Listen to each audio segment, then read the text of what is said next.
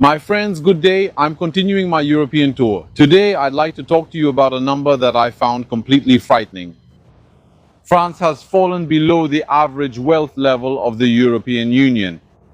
There is a number that is an average of all the countries, and conventionally, it is given a value of 100. So 100 is the average. France is at 98 for the first time. That means it is below that average. Now, something else. This index, what makes this number absolutely frightening is that this index doesn't just include the rich countries of the European Union. It includes countries that historically were considered poorer than France. There's Greece, there's Latvia, you've got Romania, Bulgaria. You've got all these countries that historically had much smaller economies than France. Today, despite the heavy weight these countries carry in the average, France is below.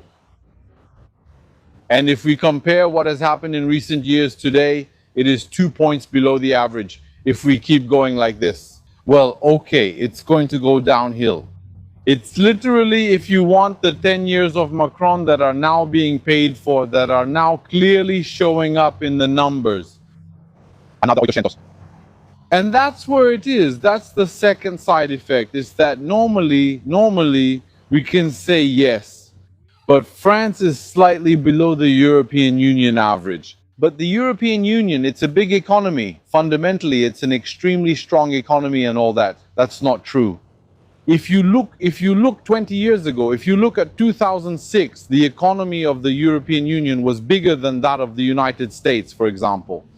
Then came 2008. When the crash hit, a banking collapse, and then afterwards an unprecedented economic collapse, which was caused by the United States themselves, but they benefited from it.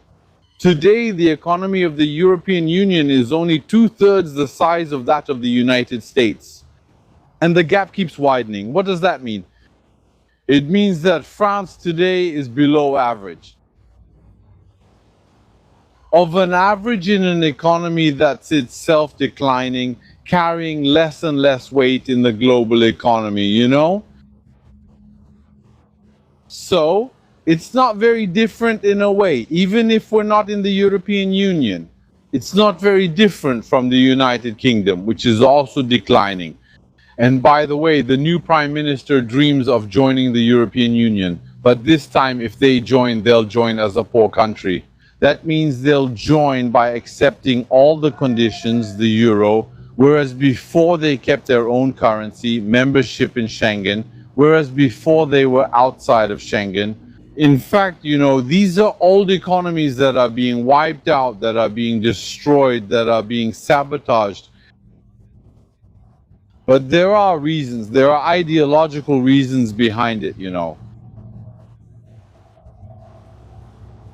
France and the EU in general have decided to bet on regulation.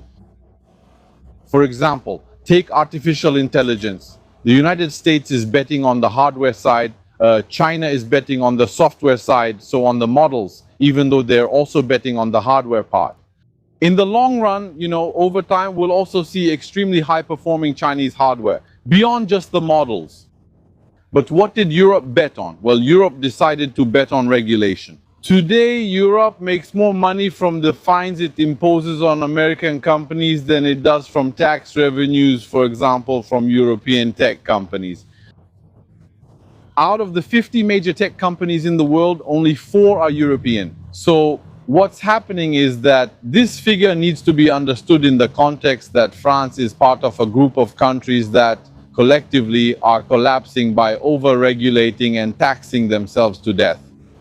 And at the same time, if we look outside of this bubble, the world is doing fine. If we look at the American economy, it's growing. The Chinese economy, it's growing. The economies of many Southeast Asian countries are booming, despite sometimes going through tough times, despite occasional turbulence. Whereas there are countries that are in constant decline, which are the countries of the European Union.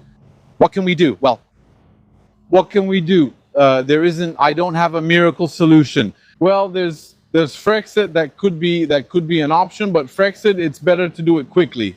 That means when France is among the poorest EU countries, it's better not to discuss Frexit, but to remain in the European Union, since the EU just evens things out, but it's a leveling down. So quite simply, if you're richer than average, you'll end up paying more, you see, and receiving less. So you go in rich and you get poorer. That's the story of France. That's the path of France, the path of Germany. Countries that join, they get richer, but then as soon as they get into this, they start going downhill. Whereas countries like Poland, for example, joined when they were extremely poor. And now Poland is about to surpass the British economy, for example. You see, so there's this medieval system. Now France, if one day it becomes a poor country, if one day it becomes completely broke, then it's worth considering leaving the European Union. The question arises. I mean, at that point, it's better to stay hoping for shelter and food, you see. It's better to stay hoping to scrounge a little, you know. That could be an option, a short-term vision. The long-term vision would say yes, but this way of seeing things, if you stay in it, the whole structure will eventually collapse and you'll go down with it. That's a possibility too. You could go down the drain with it, there's no denying it. Unfortunately, that's part of it. That's one of those things that are set in stone. That's it. But if you notice, and it's very clear, probably even more so in the United Kingdom than in France, even though we see the same logic, which is that a poor country produces less carbon, obviously. Right. And as you see, countries that are obsessed with the climate, with decarbonizing the economy, there's only one way to decarbonize the economy, and that's to stop it. It's to stop it completely, the economy. You have to shut it down. That's it. It's decarbonized, right? If you look at some African countries that are failed states, well, they have very good levels of carbon emissions. It's very low. There you go. So by moving toward poverty, we meet the climate goals that are legally binding. So that's exactly what's happening today. Basically, it's the climate ideology, among other ideologies. It's not just that one. There are others. We're at the intersection of several ideologies. It's the climate ideology that wants a certain number of countries in the European Union to become permanently poor, because poverty is the only guarantee of compliance with climate climate standards. Obviously, because look, you won't be able to force it. People or economies or nations that still have the ability to spend, that still have purchasing power, that still have a decent income, to use that income and ultimately to spend it on carbon generating activities. You see, you can't tell people not to buy plane tickets. You have money, but don't use it to buy a plane ticket. You have money, but don't use it to buy food. You have money, but don't use it to buy a car, buy fuel, or to keep yourself warm or anything else. You realize that the money that's in the account, no matter how you use it, you'll always end up generating carbon emissions with it. You'll always end up engaging in an activity, whatever it is, that produces carbon emissions. So the only guaranteed way to not have carbon emissions is to make the population poorer. Once the population is poor, that's what we call climate lockdown. In fact, there won't be, I've been following climate ideology for a long time, there won't be a climate lockdown in the sense that one day you'll be told on TV, stay at home, the climate demands it. It's not like that. But they'll make sure you're so broke that anyway, on your own, you won't have any money to go out, no money to go anywhere or do anything. So in fact, you end up in a climate lockdown situation in practice. Look, take for example, more and more people are complaining that rents have increased disproportionately compared to incomes. Income is stagnating, rents are increasing. What is this technique really? You'll notice it in many things. In reality, the landlord who collects the rent is an agent of the system's decarbonization. Yes, he acts as an agent of decarbonization because the money he takes from you as rent is money you won't use for other carbon generating activities. It's the same with inflation. What does inflation do? They say we want people to buy the minimum amount of things because everything they buy has to be made, transported, all that, and eventually recycled, which generates carbon. So what do? We raise prices, we adopt inflationary policies while keeping wages at a fixed level so that, all else being equal, people will consume less and therefore generate less carbon. That's really the plan. The plan is actually to destroy the purchasing power, the economic power of the French people. It's the same with savings. They say, yes, we're going to seize savings, we're going to mobilize savings. It's very delicate. It's very hard to imagine a legal trick by which they can tell you, well, today by force we're seizing your savings. It could happen, but you would potentially have to start a war and everything. You know what I mean? It's possible, but it's something extreme. They're usually more devious.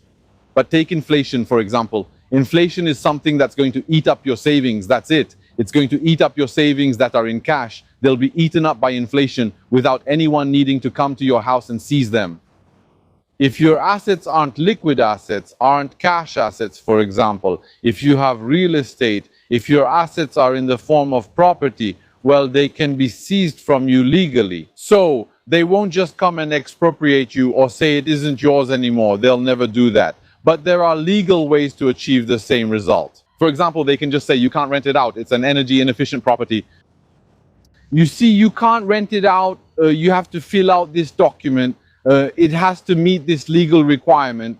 It's a bit like cars. They're not going to forbid you from using your car. They're not going to seize it, but they'll forbid you from going into the city with it, for example. They'll keep adding more and more restrictions, so you won't use it. So it's the same for real estate, so that you won't be able to use it anymore, you see?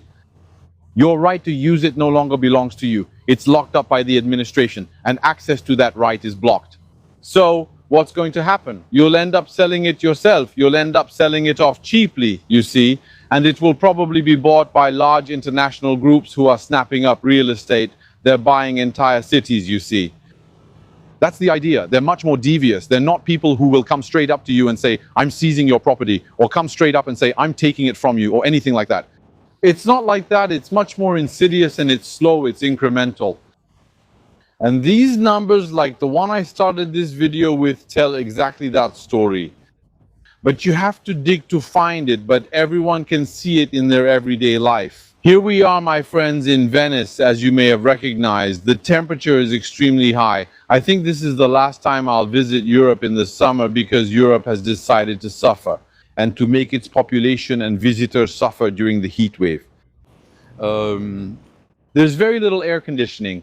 You go into these apartments that are very nice with a great view, but they're like ovens. You can't last 5 minutes inside. It's just suffering they've decided to impose so that everyone can atone, can truly pay the price in the name of the climate. Like, look, you see, it's really heating up. You have to pay for this. Here you go. It's a choice. But for me, next time. Some countries are much hotter, even 45 degrees, but you don't feel it since everywhere is air conditioned. Well, we adapt to the city, we adapt to the population density, we adapt to the seasons, you see, and we make sure that our lives are as comfortable as possible. But, well, that's not really the mentality in Europe. So there you go, my friends. Just a reminder for those of you still here at the end of the video. I want to remind you about the release of my book, Astrology. It came out about 10 days ago. It's the sequel to the previous volume. It's a bit bigger than the previous one because the looting continues. So even more stories and absolutely unbelievable things, but very real. These are true stories, you see. It's real, but incredible at the same time. Unbelievable, but true. There you go, my friends. You can find it on Amazon, and see you in the next video. See you very soon.